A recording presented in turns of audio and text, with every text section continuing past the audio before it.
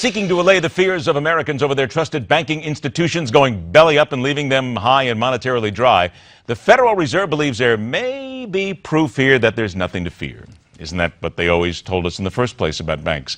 That and a shakeup in the Dow Jones Industrial Average. In this edition of Bulls, Bears, and Bucks, welcome in former stockbroker, editor of the Ultimate Wealth Report newsletter, Sean Hyman joins us on the show. Sean, good to see you.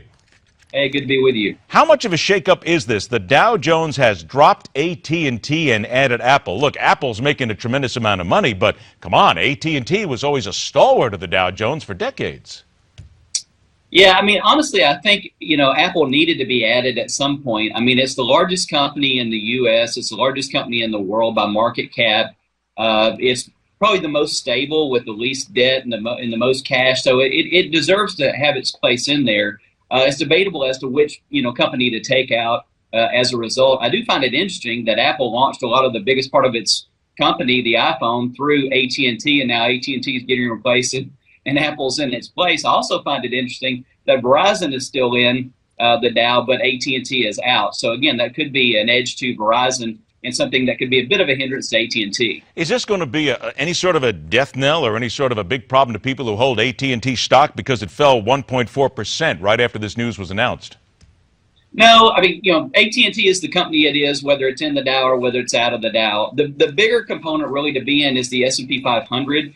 More mutual funds and index funds focus on the S&P 500. So when you're added or taken out of the S&P 500, it's a much bigger deal than the Dow. The Dow, of course, is good to be in for prestige and acknowledgement that you are a huge, vital part of the U.S. economy and global economy, so forth. So it definitely acknowledges Apple as a blue chip company, which is amazing because a couple of years ago, people were saying Apple was done and they're over with and they've lost their vision. And, since Steve Jobs is gone, Apple will never be anything like it was again. And then here we are talking today about it going into the Dow. We're always told the devil is in the details, so let's go to the numbers. The U.S. employment accelerates in February. Jobless rate falls to a more than 6.5-year low of 5.5%. All right, what's in the details of this?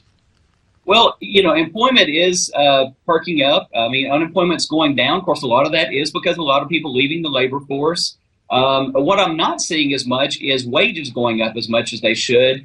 And one thing that does concern me is that last month's numbers were revised down, and also the latest GDP figures are less than the ones previous as well. So the economy overall is slowing down some. So we've got to see that pick back up.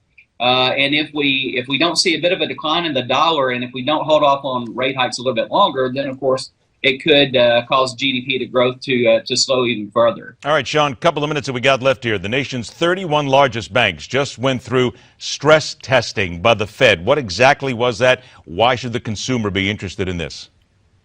Well, the consumer needs to know that their banks are safe and stable. And unfortunately, banks now are commingled with Wall Street, in that a lot of them are Wall Street banks. And so that means they have a lot of market exposure, not just to the housing market, but also big time to the stock market. And so they put these through these tests to see if they can handle a 60% stock market decline and 25% housing decline. And so far, it shows that they can. But, if I had to pick any individual stocks, JP Morgan and Goldman Sachs are the stocks to own. But none of those top banks are the stocks to own right now. Only any of them should be invested upon dips. About 30, 40 seconds we have left here. It all comes back to the Fed one way or another. This comes down to interest rates. A lot of people are saying right now with the job reports, everything else, the Fed should not be too patient on making this next rate hike. But people are always a little bit afraid when they hear the Fed's going to raise the prime. Yeah, it seems like everybody's looking at June as the rate hike, and it could happen, but I think it's more like September or October. And I don't think that rate hikes are something to be feared at this point, because even if they start hiking, and even if they put in a couple of hikes this year, it'll probably be 25 basis points. So if you get 0.5%, is that going to kill companies in America? It's not. So the earlier hikes never hurt companies. It's those latter hikes. And so I don't think we have anything to fear for quite some time on the rate front. People always they always just worry about that little slippery slope there, Sean. Give us a little, here we go, and there it goes right out the money, and there goes all our money out the door. Remind everybody here, if you want to learn more about the Ultimate Wealth Report, simply go to moneynews.com/UWR. Sean, thanks so much for joining us, partner. We'll talk to you again. Hey, thank you. All right, take care. Next up, the one thing, now mark this down, The one thing every driver in America does, doesn't make a difference who you are, what you drive, how old you are, makes no difference. Everything that we do, this is the one thing that we all do, but we do not want to admit it. We're afraid to admit it. We don't want to tell people that we do it. We're going to tell you that you do it. And we're going to tell you why you do it. Well, maybe. Car coach Lauren Fix is on deck. Stick around. That and much more coming up as we continue right here on Midpoint.